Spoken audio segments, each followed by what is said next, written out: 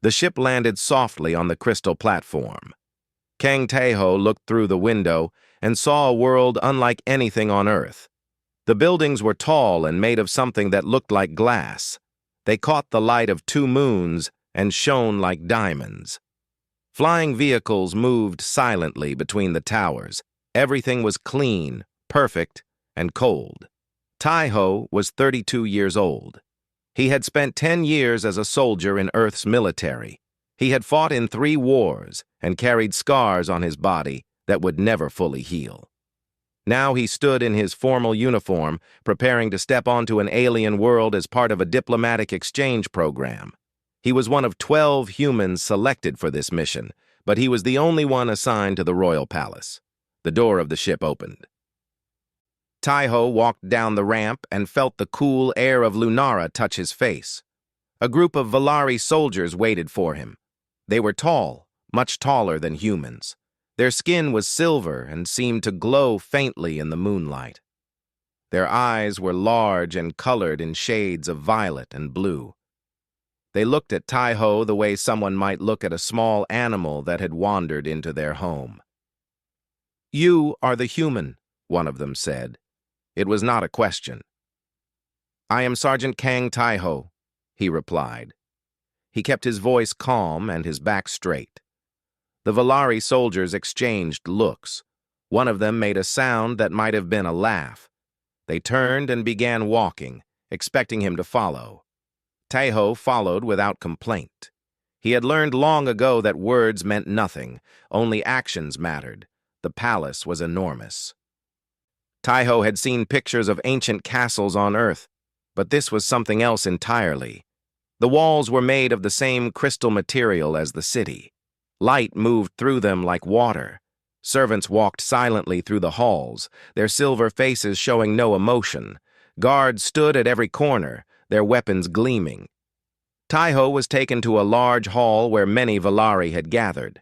He understood that this was his introduction ceremony. He would be presented to the royal court and officially accepted into service.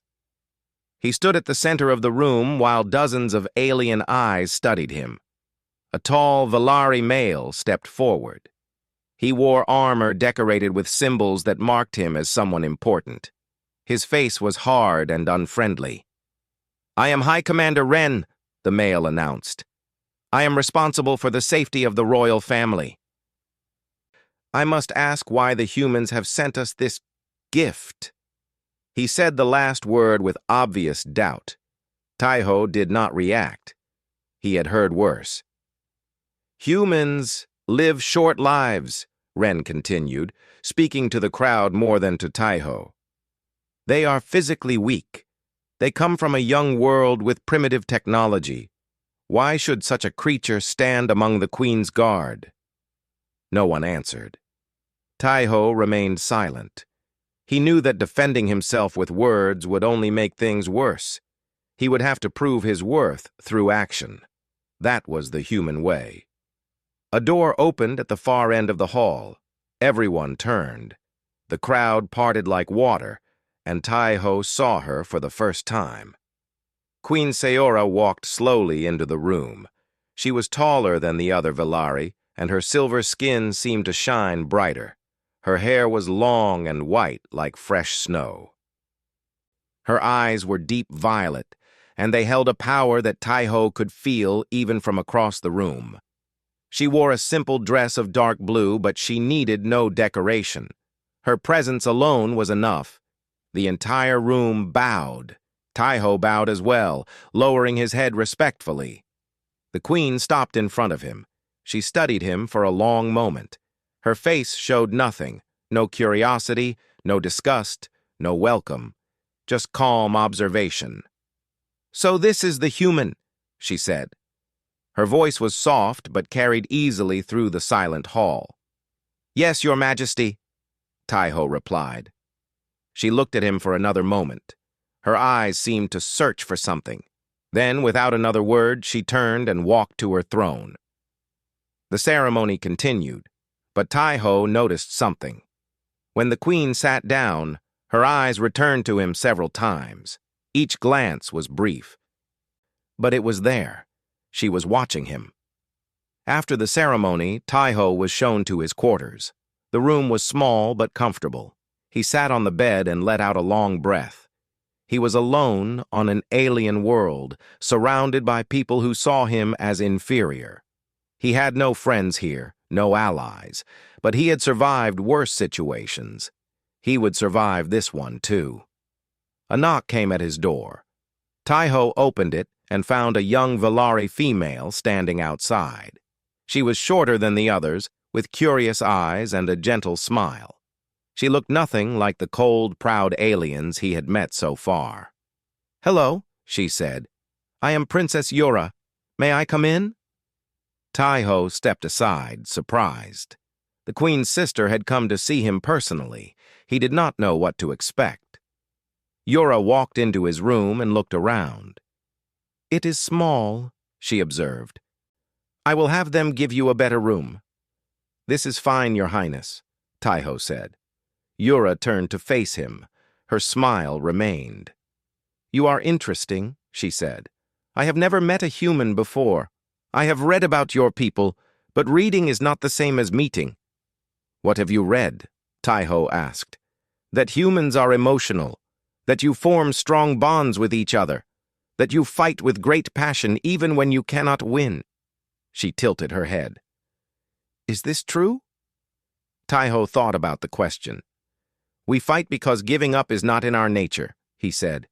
"Even when we are afraid, even when we are weak, we keep fighting. It is how we survive." Yura's eyes widened slightly. "Fascinating," she whispered. "My people have lived for thousands of years. We have great technology and long lives. But sometimes I think we have forgotten how to truly fight for something." She paused. "I hope you will teach us, Sergeant Kong." After she left, Taiho stood by his window and looked out at the alien city. He thought about the Queen's cold gaze and the princess's warm words. He thought about High Commander Ren's hostility and the doubt in every Valari face. But there was something else on his mind. During his walk through the palace, he had noticed things. Small things that most people would miss. Servants exchanging quick glances, a guard whose hand rested too close to his weapon. Shadows that moved in ways they should not move. Something was wrong in this palace. Taiho could feel it in his bones. He did not know what it was yet, but he would find out. That was his job. That was who he was. He was a soldier. And soldiers protected people, no matter where they came from. The twin moons rose higher in the sky. Taiho watched them for a long time. Somewhere in this beautiful, cold palace, danger was hiding, and he would be ready when it showed itself. 2 weeks passed. Taiho learned the routines of the palace. He woke early, trained with the Valari guards, and patrolled the halls. The other guards ignored him mostly. Some looked at him with open dislike. A few seemed curious, but kept their distance. Taiho did not mind. He was not here to make friends. Princess Yura visited him often. She asked questions about Earth, about human food, about human music, about human love. Taiho answered as best he could. He found himself enjoying their conversations. Yura was different from the other Valari. She laughed easily and spoke without the coldness that marked her people. In some ways, she reminded him of his younger sister back on Earth. Queen Siora remained distant. Taiho saw her during formal events and official ceremonies. She never spoke to him directly, but sometimes, when he stood guard in the throne room, he felt her eyes on him. When he looked up, she would already be looking away. He did not know what to make of it. The Festival of Twin Moons was approaching. It was the most important celebration in Valari culture. For one night every year, both moons of Lunara reached their highest point at the same time. The entire empire gathered to honor this event. Princess Yura would give a ceremonial speech to the people. Security would be at its highest. Taiho continued his patrols. He watched. He listened. The strange feelings he had noticed on his first day had not gone away. They had grown stronger. Something was not right. One night, Taiho was walking through the lower levels of the palace. These areas were used by servants and workers. Few guards came here. It was quiet and dark compared to the shining halls above. He heard voices. Two servants were talking in low tones near a storage room. Taiho pressed himself against the wall and listened. "The signal will come during the princess's speech," one voice said. "When everyone is watching her, we move." "And the guards?" the other voice asked. "They will be dealt with. The Voidborn have planned everything. By morning, the royal bloodline will be ended." Taiho's heart beat faster. The Voidborn. He had heard whispers about them, a rebel group that wanted to destroy the royal family. Most people thought they were a small, weak organization, but these words told a different story. The servants finished talking and walked away. Taiho waited until they were gone, then moved quickly back to his quarters. He needed to report this immediately. He went to High Commander Ren's office. The commander was working late, studying reports on a glowing screen. He looked up when Taiho entered, and his face showed immediate annoyance. "What do you want, human?" Ren asked. Taiho told him everything. He described what he had heard, where he had heard it, and what it meant. He spoke clearly and calmly, presenting the facts without emotion. Ren listened. When Taiho finished, the commander was silent for a long moment. Then he laughed. "You expect me to believe this?" Ren said. "Two servants talking in a dark hallway, and suddenly there is an assassination plot?" He shook his head. "The Voidborn are nothing. They are criminals and troublemakers, not assassins. Our security systems are the finest in the galaxy. No one can touch the royal family." "With respect, Commander," Taiho said. "I know what I heard." Ren's eyes grew cold. "You are a human. You have been here for 2 weeks. You understand nothing about our world, our people, or our enemies." He pointed toward the door. "Go back to your quarters. Do not waste my time with fantasy stories." Taiho left the office. His hands were tight fists at his sides. He had expected this response, but it still angered him. Lives were at risk, and no one would listen. He could not let it go. He had to try something else. The next morning, Taiho did something that no off-worlder had ever done. He requested a private audience with Queen Seora. The request caused a small commotion among the palace staff. Several officials told him it was impossible. A human could not simply demand to see the queen, but the request reached Seora's ears, and to everyone's surprise, she agreed. Taiho was brought to a small meeting room. It was simple compared to the throne room, with only a table and a few chairs. The queen entered alone, without guards. She sat across from him and studied his face with those deep violet eyes. "You have 5 minutes," she said. "Speak." Taiho told her everything. He did not add drama or emotion. He simply presented the facts. When he finished, he placed a small device on the table. It was a recording he had made of the servants' conversation. He had captured their voices using equipment from his Earth military kit. Seora listened to the recording. Her face remained calm, but Taiho saw something flicker in her eyes. Concern, perhaps, or calculation. "High Commander Ren believes I am lying," Taiho said. "But I am not. Your sister is in danger." The queen was silent for a long moment. She looked at Taiho as if seeing him for the first time. "Why do you care?" she asked quietly. "My people have treated you poorly. Ren insults you openly. The guards mock you behind your back. Why risk yourself to protect my sister?" Taiho thought about the question. "Because protecting people is what I do," he said. "It does not matter if they respect me or not. It does not matter if they even like me. If someone is in danger, I act. That is who I am." Seora stared at him. Something in her expression changed, though Taiho could not name what it was. "You are a strange creature, Sergeant Kang," she said softly. She stood and walked to the door. Before leaving, she turned back. "During the festival, you will be assigned to my sister's personal protection. You will stay by her side at all times." She paused.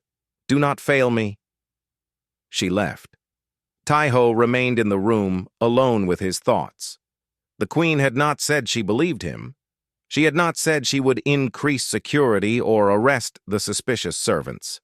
But she had given him a task that told him everything he needed to know. She was taking his warning seriously. The Festival of Twin Moons was 3 days away. Taiho would be ready. He would protect Princess Yura with his life if necessary. That was his duty. That was the human way. He returned to his quarters and began preparing. He checked his weapons, studied the layout of the festival grounds, and planned escape routes. He thought about every possible attack and how he would respond. Outside his window, the twin moons were growing brighter in the sky. The festival was coming, and with it, the moment that would change everything. Taiho did not sleep that night. He sat by the window and watched the moons rise. Somewhere in this palace, enemies were hiding. They thought they were clever. They thought they were safe.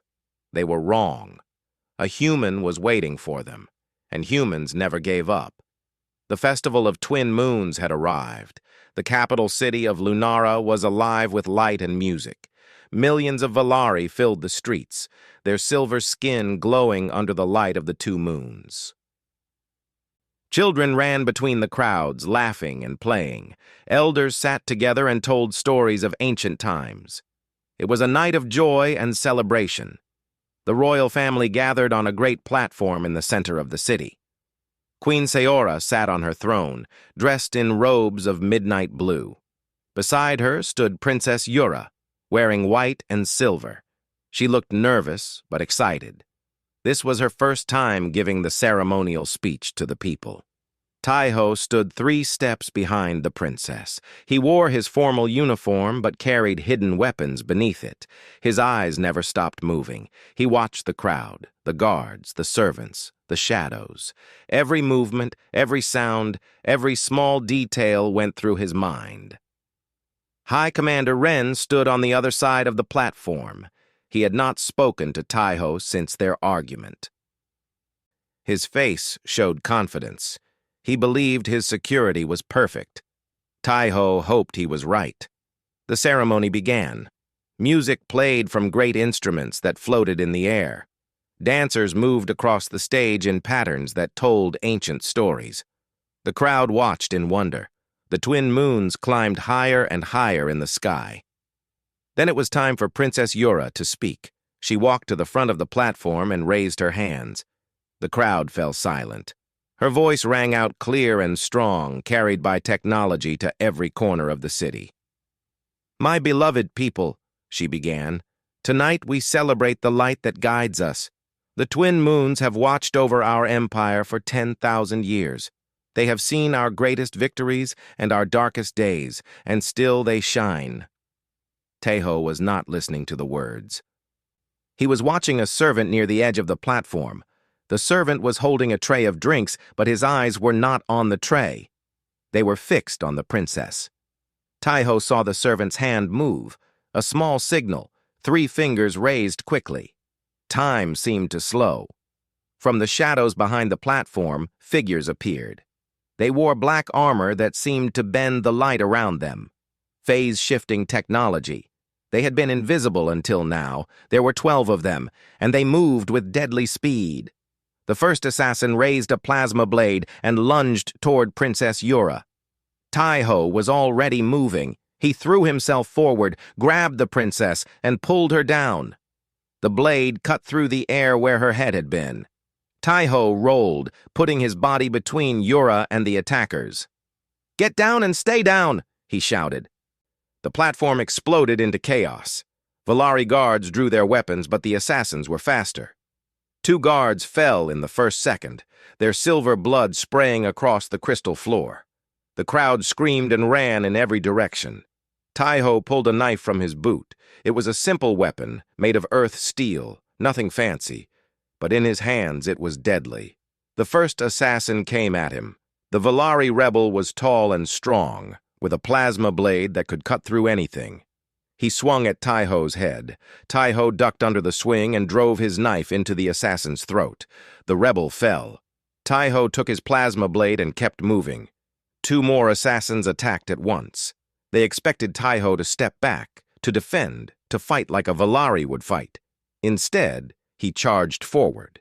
He was faster than they expected, more aggressive. He killed one with a blade through the chest and broke the other's neck with his bare hands. Blood ran down Taiho's arm. A blade had cut him across the shoulder, but he did not slow down. Pain was just information. He could deal with it later. Princess Yura was on the ground behind him, her eyes wide with terror. She had never seen violence like this. She had never seen a human fight. 3 more assassins surrounded Taiho. They moved carefully now. They had seen what he could do, but they still thought they could win. They still thought he was just one human. They were wrong. Taiho picked up a fallen guard's shield and threw it at the nearest assassin. The shield hit the rebel's face and knocked him backward. Taiho used that moment to attack the second assassin, driving him back with a series of brutal strikes. The third assassin tried to get around him, moving toward the princess. Taiho grabbed a ceremonial pole from the stage and swung it like a weapon. It was not meant for fighting, but it did not matter. He broke the assassin's arm and then his skull. 6 assassins dead, 6 more coming. High Commander Ren was finally giving orders. Valari reinforcements were arriving. But the remaining assassins knew their time was short. They all turned toward the princess, ready to complete their mission even if it cost their lives. Taiho stood in their way. His body was covered in cuts and bruises. His shoulder screamed with pain. His breath came in heavy gasps, but his eyes were clear and hard. "You want her?" he said quietly. "Come and take her." The assassins attacked together, 6 against 1. In any normal situation, it would have been impossible. But Taiho was not fighting normally. He was fighting like a human. He used the environment. He grabbed plates and threw them as weapons. He knocked over a table and used it as a barrier. He fought dirty, going for eyes and throats and soft places. He did not follow rules or patterns. He did what worked. One by one, the assassins fell. Taiho took more wounds, a cut on his leg, a burn on his side from a plasma shot that came too close. But he kept fighting. He refused to fall. He refused to die. The last assassin was the largest of them all. He looked down at Taiho with hatred in his eyes. "You are just a human," the assassin said. "You should have died with the first strike." Taiho smiled, though it hurt his split lip. "I get that a lot." They fought. The assassin was skilled and powerful. He pushed Taiho back step by step. Taiho's arms grew heavy, his vision blurred at the edges, but he saw one opportunity, a small opening in the assassin's defense. He took it. Taiho's blade found the assassin's heart. The rebel made a sound of surprise and fell. The platform went silent. Taiho stood alone among the bodies of 12 dead assassins. Blood covered his uniform. He could barely stay on his feet. He turned to look at Princess Yura. She was safe. She was alive. "Are you hurt?" he asked, his voice rough. She shook her head slowly, tears running down her silver cheeks. Taiho nodded. Then his legs gave out. He fell to his knees, then onto his back. The twin moons hung above him, bright and beautiful. He heard voices shouting, felt hands grabbing him, but it all seemed very far away. The last thing he saw before darkness took him was Queen Seora's face. She was standing over him, and for the first time since he had arrived on this world, her mask had broken. Her eyes were wide. Her lips were parted. She looked afraid. No, not afraid. Something else. Something he did not have the strength to name. Then there was only blackness, and Kang Taeho knew nothing more. Taeho woke slowly. The first thing he felt was warmth. The second thing he felt was confusion. He was not in his small room. He was somewhere else, somewhere bright and soft. He opened his eyes. The ceiling above him was high and decorated with patterns of gold and silver. Soft light came from everywhere and nowhere. The bed beneath him was larger and more comfortable than anything he had ever slept on. He tried to sit up, and pain shot through his body. His shoulder, his leg, his side, everything hurt. But it was a healing pain, not a dying pain. He was alive. "Do not move too quickly," a gentle voice said. Taeho turned his head. Princess Yura sat in a chair beside his bed. She looked tired but relieved. A small smile touched her lips. "Where am I?" Taeho asked. His voice came out rough and dry. "The Royal Medical Wing," Yura answered. "The healers have been working on you for 3 days. You had 17 wounds. 2 of them should have killed you." She shook her head slowly. "The healers say they have never seen anyone survive such injuries. They say human biology is remarkable." Taeho lay back against the pillows. 3 days. He had been unconscious for 3 days. "The assassins?" he asked. "All dead. By your hand." Yura leaned forward. "You killed 12 of them.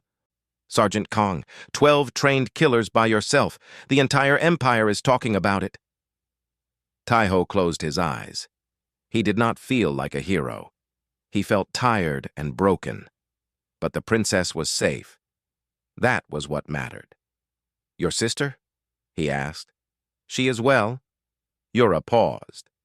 "She has asked about you many times. She wanted to be here when you woke, but her duties called her away." Something in Yura's voice made Taeho open his eyes again. The princess was looking at him strangely, with a mixture of curiosity and something deeper. "No one has ever done what you did for me," Yura said softly. "No one has ever risked everything to save my life. I do not know how to thank you." "You do not need to thank me," Taeho said. "I was doing my job." Yura shook her head. "It was more than that. I saw your face when you were fighting. You were not thinking about duty or orders. You were fighting because you wanted to protect me, because you cared." Her eyes grew wet. "That means more than you know." She stood and gently took his hand. Her silver fingers were cool against his rough skin. "Rest now," she said. "Heal. You have earned it." She left the room quietly. Taeho stared at the ceiling and thought about her words. The Velari lived for thousands of years. They had technology that could do almost anything. But somewhere along the way, they had forgotten something. They had forgotten what it meant to truly care about another person. They had forgotten the simple power of human connection. Over the next few days, Taeho's wounds healed with surprising speed. The Velari medical technology was incredible. Wounds that would have taken months to heal on Earth closed in days. The healers watched him with fascination, taking notes and running tests. "Human bodies are strange," one healer told him. "You should not have survived. Your heart stopped twice during surgery, but each time it started again on its own. It was as if your body refused to die." Taeho said nothing. He knew why he had survived. It was not just biology. It was will. It was the human spirit that refused to surrender. News of the attack spread across the empire. The Voidborn Collective was exposed. Hundreds of members were arrested. High Commander Ren was publicly criticized for ignoring Taeho's warning. He did not apologize, but Taeho saw shame in his eyes when they passed each other in the halls. When Taeho was strong enough to walk, he received a message. Queen Seora wanted to see him, alone. He was brought to her private chambers. The room was different from what he expected. It was warm and comfortable, filled with soft lights and personal items. Books lined the walls. A window looked out over the glowing city. It felt like a home, not a throne room. Seora stood by the window, her back to him. She wore a simple dress, not her royal robes. Her white hair hung loose down her back.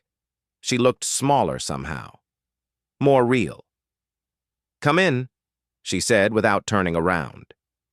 Taiho entered and stopped a few steps behind her. He did not know why he felt nervous. He had faced death without fear, but standing in this room with this woman, his heart beat faster. Sayora turned to face him. Her violet eyes were soft in a way he had never seen before. "I owe you my sister's life," she said. "I owe you the survival of my bloodline. I do not know how to repay such a debt." "There is no debt, Your Majesty," Taiho said. "I did what anyone would have done." "No," Sayora's voice was firm.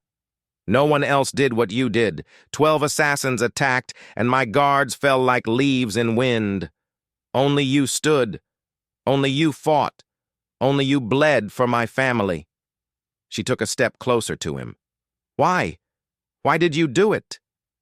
It was the same question she had asked before in the meeting room. But now there was something different in her voice. Something personal. "Because it was right," Taiho said simply. "Because Princess Yura is a good person who does not deserve to die. Because I made a promise to protect her, and I keep my promises." Sayora stared at him for a long moment. "You are strange," she said quietly. "My people live for thousands of years. We calculate every action, every word, every relationship. We think in terms of advantage and power." She shook her head slowly. "But you act from something else, something I do not fully understand." "It is called heart," Taiho said. "It is what makes humans human." Something changed in Siora's eyes. A wall came down. For the first time, Taiho saw the woman behind the queen. "Will you walk with me?" she asked. They walked through the palace gardens as the twin moons rose. Sayora asked Taiho about Earth, about his family, about his life before he became a soldier. He told her stories he had never told anyone. She listened with genuine interest, asking questions and making comments. She told him about her own life, the burden of ruling an empire, the loneliness of being queen, the fear she carried every day that she would fail her people. "I was raised to be perfect," she said. "Cold, calculating, untouchable. But sometimes—" She paused, looking up at the moons. "Sometimes I wonder what it would be like to simply feel, to act from the heart, as you say, to care about something without thinking about politics." Taiho looked at her. The moonlight made her silver skin glow like liquid metal. She was beautiful, but more than that, she was real. Beneath the crown and the titles, she was just a person trying to do her best. "You can learn," he said. "It is never too late to learn." Sayora met his eyes. Something passed between them, something unspoken but powerful. "Perhaps you can teach me," she said softly. From that night on, everything changed. The queen began inviting Taiho to her chambers regularly. They talked for hours about everything and nothing. The court noticed. Rumors spread. Some were scandalized that the queen spent so much time with a human. Others were curious. A few were worried. But Sayora did not care what they thought. For the first time in her long life, she had found someone who saw her as a person, not a symbol. Someone who spoke to her honestly, without fear or agenda. And Taiho? He had come to this world expecting nothing but hostility. Instead, he had found something unexpected. He had found connection. He had found purpose. And somewhere along the way, he had found something more, something that scared him more than any battle ever could. 1 month had passed since the Festival of Twin Moons. Life in the palace had changed in ways both obvious and subtle. The Voidborn Collective had been damaged, but not destroyed. Security remained high, and the human soldier who had saved the princess was now known across the entire Valari Empire. Taiho spent his days training, patrolling, and meeting with the queen. The meetings had become longer and more frequent. What had started as formal discussions had turned into something personal. They shared meals together. They watched the moons rise from her private balcony. They talked about things that queens and soldiers were not supposed to talk about. The court watched with growing concern. Elder Maureen, the ancient advisor, finally spoke. "Your Majesty," he said one morning, "the people are talking. Your attention to the human is causing unrest. Some factions see it as weakness. Others wonder if you have forgotten your duty to choose a proper consort from among the noble houses." Seora's face hardened. "My personal affairs are not the concern of factions. With respect, Your Majesty, everything about you is the concern of the Empire. You are the Queen. Your choices affect us all." Seora said nothing, but Taiho, who was standing nearby, saw the conflict in her eyes. She was caught between her heart and her crown. That same week, Taiho received orders from Earth. The diplomatic exchange was ending. He was being offered a chance to return home with full honors. The military wanted him back. His family wanted him back. There was no reason to stay on Lunara, except there was. Taiho stood in his room and looked at the orders on his screen. Earth, home, his mother's cooking, his sister's laugh. The blue sky he had grown up under. But when he closed his eyes, all he could see was silver skin and violet eyes. All he could hear was Seora's voice saying his name. He did not know what to do. Princess Yura found him in the garden that evening. She sat beside him on a stone bench and looked up at the moons. "You are thinking about leaving," she said. It was not a question. "Yes," Taiho admitted. "Will you go?" Taiho was silent for a long moment. "I do not know." Yura turned to look at him. Her eyes were kind but serious. "My sister cares for you, Sergeant Kang, more than she has ever cared for anyone. If you leave—" She stopped, choosing her words carefully. "If you leave, I think something in her will break, something that was just starting to heal." "She is a queen," Taiho said. "She rules an empire. She does not need a human soldier." "Perhaps not need," Yura said softly. "But want, that is different, and sometimes want matters more." She left him alone with his thoughts. The moons rose higher, and Taiho sat in the garden until the night grew cold. 3 days later, the Voidborn struck again. Taiho was walking near the Queen's private wing when he heard it, a sound that did not belong. Soft footsteps where there should be none. A shadow moving against the light. He acted on instinct. He ran toward the Queen's chambers, drawing his blade as he moved. Guards shouted behind him, but he did not slow down. He burst through the door and found Seora facing an assassin. The attacker was tall and dressed in black, holding a blade aimed at the Queen's heart. Seora had backed against the wall, her face pale but proud. She would not beg. She would not run. The assassin turned at Taiho's entrance. Recognition flashed in his eyes. "The human," the assassin said. "You should have stayed on Earth. You could have lived." Taiho did not waste words. He attacked. The assassin was good, better than the ones at the festival. He moved like water, fast and fluid, blocking Taiho's strikes with deadly precision. But Taiho had something the assassin did not have. He had something to protect. The fight was brutal and short. Blades clashed, blood flew. Taiho took a wound to his chest, deep and terrible. The blade had barely missed his heart, but he did not stop. He could not stop. With a final, desperate strike, Taiho drove his blade through the assassin's throat. The rebel fell and did not rise again. Taiho stood over the body, swaying. Blood poured from his chest. His vision was going dark. He looked at Seora and saw fear in her eyes, not fear of death, but fear for him. "Taiho," she whispered. He tried to speak, but no words came. His legs gave out. He fell to his knees, then onto his side. The cold floor pressed against his cheek. Seora was there in an instant. She knelt beside him and pulled his head into her lap, her cool hands pressed against his wound, trying to stop the bleeding. Her silver skin was stained with his red blood. "Stay with me," she said. Her voice was breaking. "Do you hear me? You are not allowed to die. I forbid it." Taiho managed a weak smile. "Pulling rank?" he whispered. "Yes." Tears ran down her silver cheeks. "Yes, I am pulling rank. You will obey your queen, Sergeant Kang."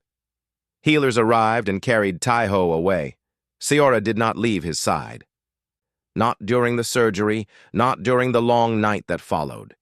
She sat beside his bed and held his hand, and for the first time in her life, Queen Seora of the Valari Empire prayed. Taiho nearly died twice during the night. His heart stopped, and the healers brought him back. He stopped breathing, and they forced air into his lungs. It was the longest night of Seora's life. But when dawn came, Taiho opened his eyes. He saw Seora sitting beside him. Her eyes were red from crying. Her usually perfect hair was messy and tangled. She looked exhausted and afraid and beautiful. "You stayed," Taiho said weakly. "Of course I stayed." Her voice was thick with emotion. "Where else would I be?" Taiho reached up and touched her cheek. His fingers left a trail of warmth on her cool skin. "I am not going back to Earth," he said. Seora's breath caught. "What?" "I have been thinking about it for weeks. Where I belong. What I want." He looked into her violet eyes. "I want to stay. I want to stay with you." A sound escaped Seora's lips, half laugh, half sob. She leaned down and pressed her forehead against his. "You foolish human," she whispered. "I was not going to let you leave anyway." 1 week later, the royal court gathered for an announcement. The great hall was filled with nobles, officials, and representatives from every corner of the empire. Everyone knew something important was coming. Queen Seora entered the hall in her finest robes. Her crown shone like captured starlight. She walked to her throne and stood before it, facing her people. "I have an announcement," she said. Her voice carried to every corner of the room. "Concerning the human, Kang Taeho." The crowd murmured. Everyone leaned forward. "This man has saved my sister's life. He has saved my life. He has shed his blood for my family twice. He has shown courage, loyalty, and honor that many of our own people could not match." Seora paused. "For these reasons I am granting him the title of Royal Protector. He will serve at my side, with authority second only to my own." The crowd gasped. A human with such power? It was unheard of, but Seora was not finished. "Furthermore," she continued, her voice steady, "I name Kang Taiho as my official consort candidate." Silence. Complete and total silence. Then the whispers began. Some were shocked. Some were angry. Some were amazed. But Seora did not care. She looked across the room to where Taiho stood, still healing from his wounds, and she smiled. Taiho smiled back. After the ceremony, they stood together on the royal balcony. The twin moons were rising over the crystal city. Princess Yura stood behind them, grinning like a child with a secret. Even High Commander Ren was there, bowing his head in respect. "The galaxy will talk about this," Taiho said. "Let them talk," Seora replied. "Let them see what a human is capable of. Let them understand that Earth has produced something remarkable." Taiho looked at her. "You could have chosen anyone. A noble from a great house, a warrior from a powerful clan. Why me?" Seora took his hand in hers. Her silver fingers intertwined with his. "Because you taught me something I had forgotten," she said. "You taught me how to feel, how to care, how to love without calculation." She looked into his eyes. "I am a better queen because of you. And I intend to keep you by my side forever." The moons rose higher. The city glowed beneath them. and Kang Tae-ho, a simple soldier from Earth, stood beside the most powerful woman in the Valari Empire. He had come to this world as an outsider. He had been mocked, doubted, and dismissed. But he had proven himself through action, through courage, through the simple human quality of caring about others more than himself. The Valari Queen had made her choice, and somewhere, across the vast darkness of space, other worlds were watching. Other empires were taking notice. A human had captured the heart of a queen. The galaxy would never look at humanity the same way again. This was just the beginning.